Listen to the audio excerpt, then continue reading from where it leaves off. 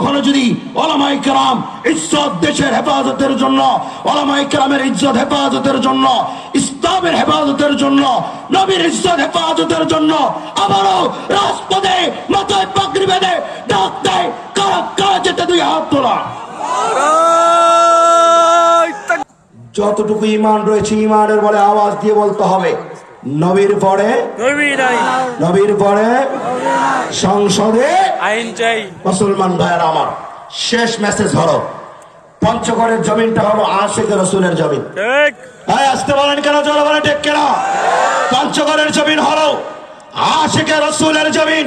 এই জমিনের ভিতরে আবারও যদি সামনে 25 সাল থেকে শুরু করে যতদিন এই পৃথিবী থাকবে, পঞ্চগড়ের জমিনে গোলাম আহমদ কাদিয়ানীরা আবার যদি আপনার আমার সন্তানের ঈমান হরণ করতে চায়, জীবন বাঁচে রেখে তাদেরকে উৎখাত করতে হবে, উৎখাত করতে হবে। শেষ কথা হলো, যুবক ভাইয়েরা সজাগ থাকতে হবে। যখন এই ডাক আসবে ইনশাআল্লাহ ময়দানে শামিল হয়ে যাব। সকলে হাত তোল।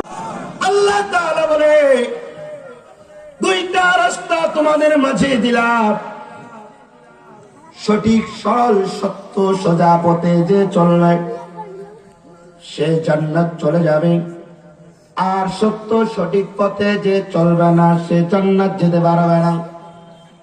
এখন সত্য পথ কোনটা এটা একটু শোনার দরকার আছে না নাই? জোরে বলেন। সোজা সরল অতি দ্রুত যে রাস্তা দিয়া জান্নাতে যাওয়া যাবে, এই জান্নাতের রাস্তার কথাটা একটু শুনে যান।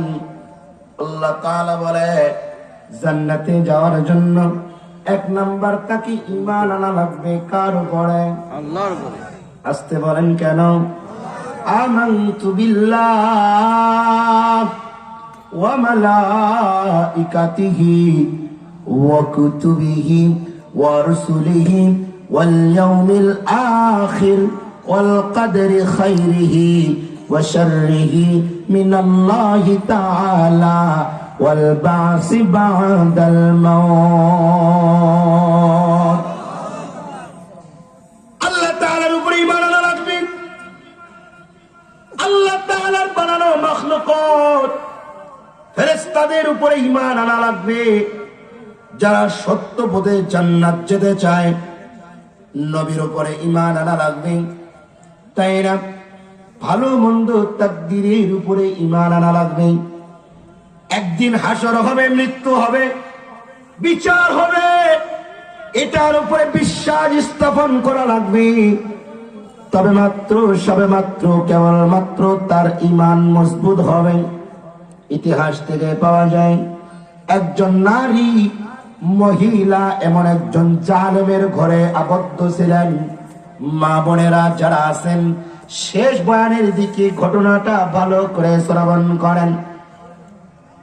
ফিরআউন নামের এমন একজন বড় জালেম, জালেমের ঘরে এমন একজন মহিলা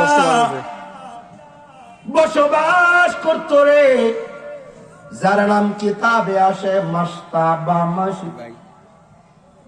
মহিলাটা 2টা সন্তান নিয়া ফিরআউন